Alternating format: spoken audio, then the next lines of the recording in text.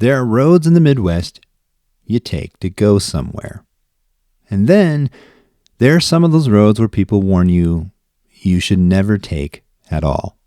Tonight we're taking you to one of those roads heading just outside of St. Louis, Missouri, to a stretch of road, or I should say a trail, hidden in the woods in Wildwood. A place for hikers, cyclist families, and by day this is a beautiful place to visit and certainly appears harmless.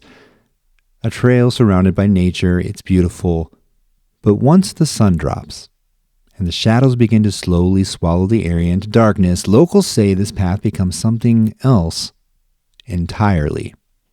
They call it Zombie Road, a place deep in history, deep in lore, and deep in paranormal mystery.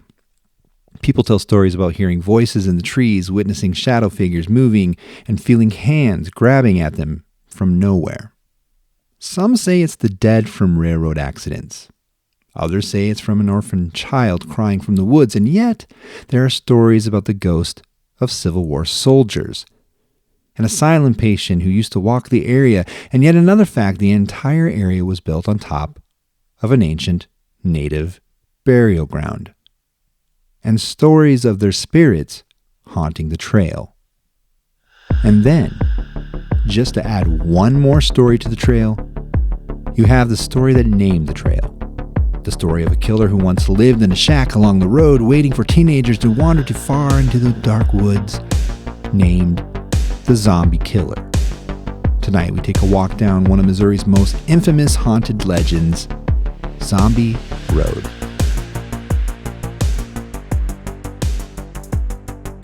Hello and welcome to another episode of Midwest Shadow Files. I'm Dan, your host and Midwest Shadow Files storyteller.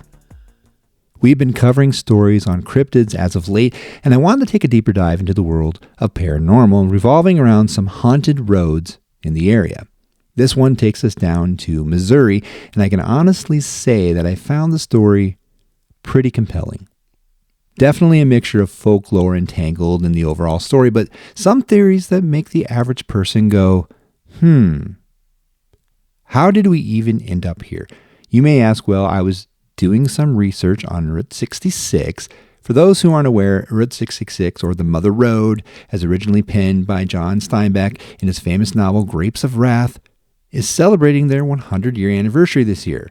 Back when the road opened back in 1926, the road crisscrossed the nation from Chicago, Illinois, through Missouri and Kansas, and so forth, taking us all the way to Santa Monica, California. And I can tell you this much. It's a fascinating 100-year story that Route 66 takes us on. And from my perspective, it was always the stories of ghost towns that grabbed my attention, probably from my other channel, Midwest Ghost Town, when it existed, which I haven't recorded on in a few years. I'll probably go back at some point and do that, but I've always been fascinated by stories like Route 66 and ghost towns that occurred along its path. But then I came upon this book by Troy Taylor, entitled Weird History, Missouri Route 66 History and Hauntings, Legends and Lore. And of course, that got my attention. And naturally, reading through this book was fascinating. I came upon a story about a trail called Rock Hollow Trail, a trail that is near Glencoe and Wildwood in St. Louis County, and a trail running close to the Merrimack River. Taylor was highlighting some weird history along Route 66 in Missouri, and reading this story was enough to put this podcast episode together for you. Now, as we go along, I'm going to point out a few different things. Number one, the story, obviously, in Midwest Shadow Files, we always tell the story. We get into the lore and highlight that. But number two, with that, we'll go into a different other things, especially the legal aspect, because we definitely don't want any of the listeners to get into trouble if they're investigating that trail. You can go there in the daylight, but the trail closes at dawn, and local authorities will fine you if you're there after dark, so we want to be clear on that. But historically speaking, Zombie Road, which is really Rock Hollow Trail, was originally named, by the way, before that even happened, Lawler Ford Road. And if you go visit the trail today during the day, it really doesn't look like a place where anything horrible happened, or anything could possibly turn horrible at all. It's quiet, it's peaceful, it's scenic. It's a beautiful winding path that cuts through the woods. You can hear birds, wind through the trees. But if you know the stories, which we'll get into, the legends remind you that sometimes they feel very different. Whether cold spots, hearing things, voices, footsteps, and apparently this can happen in the daylight hours as well. The stories have been around for decades. Its reputation grew through campfire stories, paranormal websites, obviously podcasts like this one, but even documentaries. But long before it was a haunted spot on the Missouri map, there was a deeper history. Long before any settlers came into the area, there were Native Americans who lived in the area. And though we don't have records of who these first inhabitants were, we know of their existence because of the evidence that they left behind. A mound city, basically over 40,000 mounds over by St. Louis, that once existed there, was considered one of the largest in North America. And it turns out the proximity to both the Merrimack River and dense wooded area provided enough area for hunting, fishing. It's not a big jump in theory that these natives who were in the area of Zombie Road were probably closely associated with the mound people. Who they were, we don't know for certain, but to link them together makes perfect sense. And of course, they disappeared. We don't know for sure who the mound builders were, but what we do know is that after they moved on, the area was inhabited by several different native tribes, including the Osage and the Shawnee, and several others. The area was close to a major flint quarry over in Jefferson County, and with the rich resources involved, made a compelling place for natives to call home. And that brings us to the sighting of Native American ghosts. When they built Lawler Ford Road, it was a natural crossing point on the river. It was a shallow enough point, so they built the crossing at this point, right over an Indian trail. And now we have a haunted road. Really not that big of a surprise. And then industry moved in, bringing the railroad with it. And where you find railroads, quarries, rivers, and heavy labor, you often find death. More on Zombie Road right after this. Dan here. We're uploading new stories here on Midwest Shadow Files twice a week, Mondays and Wednesdays. Well, I should say some are new ones you might not have heard of, while others, well, they fall more on the side of some of the more infamous cases, which will be where I'm taking us. Next week, we'll have a 2-part series, one that I first hesitated on doing, but one that I think, nevertheless, will be a good one to dive into. And that is the case of serial killer H.H. Holmes. Are you familiar with the story? There was a book written by Eric Larson that goes into it from the newspaper articles written about it during the time period of the 1893 Chicago World's Fair and the White City that was built in celebration of the 400th anniversary of Christopher Columbus's arrival in 1492. And of course, tied to the history of this fair, we have one of the most infamous stories of an American serial killer, H.H. Holmes, who built a murder castle to lure fairgoers into his serial killing madness. Now, I will tell you right off the bat, there is a lot to digest with this one, which is why we're doing a 2-part, including stories that were often made up by the papers during the time period to, well, sell papers, right? That's what they did. They kind of glamorized it, kind of stretched things out a little bit, told far tale stories. But we'll dive into the serial killer stories on Monday, do the historical aspect, and then on Wednesday, we'll dive into the ghost stories that are attached to it. Just a side note, especially for my history fans, me being one of them, of course, there's a ton of folklore attached to this one. But we will save that for next week. For now, let's get back to the story of Zombie Road.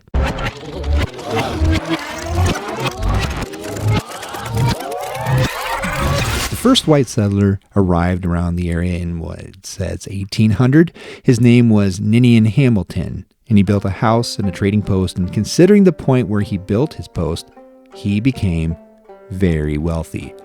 Traders would often stop there, do business before moving on and going along with their fur trapping. With this success came expansion, where he built both a grist mill and a water mill along the river.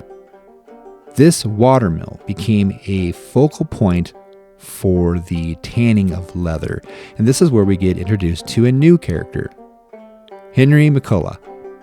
Now, Henry ran a tanning business for leather goods and a shoemaking business, and he also prospered. He lived in the region for a while, later served as a justice of the peace and county judge for about 30 years. And the connection between Hamilton and McCullough is rich because he ends up marrying the sister of Hamilton. Her name is Della. Della Hamilton McCullough was killed in 1876 after being struck by a railroad car. Local history tied to the road mentions accidents, drowning, train fatalities. Some connect to quarry workers and railroadmen who died violently near the track. But the story of Della McCullough's ghost is still alive today. Stories about this lady in white walking along the tracks still haunts the area. And even though there are no recent accounts of any accidents, the story of the death of Della links itself to the haunted folklore of Zombie Road. There are only a few signs that the road was even there. Old tracks can still be found, however, and it's along these tracks where Della is said to walk silently along. And then she disappears in thin air. Of course, any other accidents associated with the tracks and railroad works could certainly be attached to the hauntings, but Della is apparently there. Do you have any stories about this? I'd love to hear from you. Consider emailing me at midwestshadowfiles@gmail.com. I'd love to hear if you have experienced anything about the ghost of Della walking along the tracks. And between the hauntings from an ancient burial ground beneath Zombie Road and the hauntings from railroad accidents, we have another story, the ghost of Civil War soldiers. Now, when you look at St. Louis as a whole, it's a fascinating story where the city found itself between Union and Confederate sympathy. Considered loyal to the Union, but located in a state that was dedicated to the Confederacy. There was a group called the Home Guard that lined the roads around St. Louis with instructions from the Union to turn back anyone that was part of the Southern cause, no matter what it took. No matter if it led to violence. And so, the South began to send secret agents to find other ways into the city and lesser-known routes to get in and out of St. Louis. And one of these lesser-known routes was Lawler Ford Road. The route took path through a town called Crescent, Missouri, which was later nicknamed Rebel Bend. And as time went on with passage for Confederates using Lawler Ford Road, word got out to the Home Guard, and they began to move around the area and stop any crossing in the area. But it didn't matter. For the Confederates, this was worth the risk because crossing the Merrimack still seemed the best route. And it was during these crossings that many gunfights broke out and a number of soldiers lost their lives. Many people tell stories of seeing Civil War soldiers appearing along the trail, sensations of being watched, hearing strange noises and phantom footsteps behind them, only to turn around and see absolutely nothing. Feelings of being followed, footsteps keeping pace with them, walking as they walk, running when they run. And then we have the stories of shadow figures. Some witnesses tell stories of seeing shapes and shadows, and other things within the woods, things that appear as people, till of course they walk up to them and then they disappear. Did the Civil War leave its mark through the ghosts left along the trail? And then we have the dark chapter of the lore surrounding the spirits of children heard laughing and crying in the woods, possibly playing games, but definitely haunting the path. According to the lore, in 1872, an orphanage was built near Glencoe, and later turning into St. Joseph's Industrial School, before burning to the ground in 1885. Paranormal investigators are said to have captured photos and videos of shadow nests, more of the shadow figures described with the Civil War ghosts. These are small shadows that are often seen between the trees, and with the same stories are more stories of children's voices. Could the area be haunted by the orphaned children? Now, I have not seen the documentary, but there is a documentary called Children of the Grave that shows the location being investigated. and with children in the trees, and more stories surrounding shadow people. So here's the question again. Could it be haunted with the ghost of these children? And yet there is another story that is attributed to Troy Taylor's Weird Highway book that I want to talk about, and that was a new one for me on the story of Zombie Road. He talks about receiving claims from some visitors experiencing the ghost of an old woman who happens to scream at them as they pass by. She happens to be standing in one of the old shacks located along what he calls the beach area. Now, I'm not familiar with this area, but he talks about these old houses that were located in the area that were part of a resort community called the Merrimack Rivers Clubhouse. These were apparent resort homes that were present between 1900 and 1945. Some of these cottages were abandoned and left to simply decay in the woods. This old woman would scream at hikers and then disappear. Could this be a ghost of someone associated with the old resort? Maybe. Or maybe it's just another story along with the others that simply is folklore along the haunted trail. And then we have the story of the zombie killer right after this. Dan here, just a quick thank you to all the listeners out there. No matter if you tune in occasionally or tune in on Mondays and Wednesdays consistently, I'm grateful for all of you. I always say this line: we consider ourselves a community. And for good reason. I don't claim to know every single story out there, and I certainly don't have all the information. Yes, we research. Yes, we tell the stories, but we also listen. That's where you can come in. If you have a story and have something you want to share, maybe even something you want to get off your chest, we'd love to hear about it. You can always reach us at midwestshadowfiles@gmail.com. That's midwestshadowfiles@gmail.com. Just let us know. Of course, I'd give you credit if mentioned in the podcast, but what stories do you want to hear? Maybe you're interested in something we haven't even covered, or maybe you'd like us to take a deeper dive on a topic. We certainly can do that. And that's why we call ourselves a community. And of course, I will always talk about that here on this show. We'll still keep marching down the road telling you stories of the paranormal and beyond, stories of Midwest oddities and beyond, but hearing from you, the listener, always will mean a lot. Again, thanks for tuning in. And for now, as we get closer to the end of this episode, let's get back to the story. One of the most famous stories of Zombie Road is the lore behind a man known as the Zombie, or some would call him the Zombie Killer. And I have to be honest, that name alone strikes pause. Even the name Zombie Road causes me here at Midwest Shadow Files to take notice, and enough to make an episode, try my best to tell the story. I like all folklore. I'm sure that some of this is just a variation, maybe twisted, maybe adding a piece here and there from others that told their versions of the story. And that's really where folklore gets its foundation. Now, depending on who tells the story, the zombie killer was an escaped mental patient. He was known as a deranged hermit that lived in an abandoned shack hidden in the woods. Maybe it was one of those abandoned homes linked to the resort. In some versions, he escaped a nearby institution. Not sure which one that would be, but going on, he's said to have disappeared deep into the woods, leaving his bloody clothes as the only evidence on where he had been and where he had gone. But in other versions, it was more violent. He was said to prey on couples and teenagers who would park along the roadside, typically as a lover's lane, a place where a few teenagers would go parking, as we would call it back in the day. And as they remained parked along the side of the dark road, he would creep up on them and attack them before vanishing back into the woods. Some would describe him as a murderer.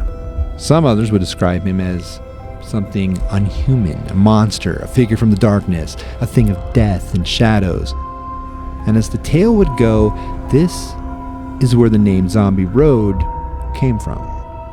Feels made up, something woven together through long fairy tales from teenagers in the 50s and 60s. A dark, isolated road, a boogeyman, and of course, just enough things to keep the story going. Even though there's no documented history of a killer named the Zombie, and no documented stories that go along with it about murders along the road, but of course, no documented proof probably fuels the fire. No police file, no documentation, no explanation, and the story stays alive. But with Zombie Road, we don't just have one story or even one theory. We have a whole collection of many possibilities, which to me makes the story pretty compelling to share.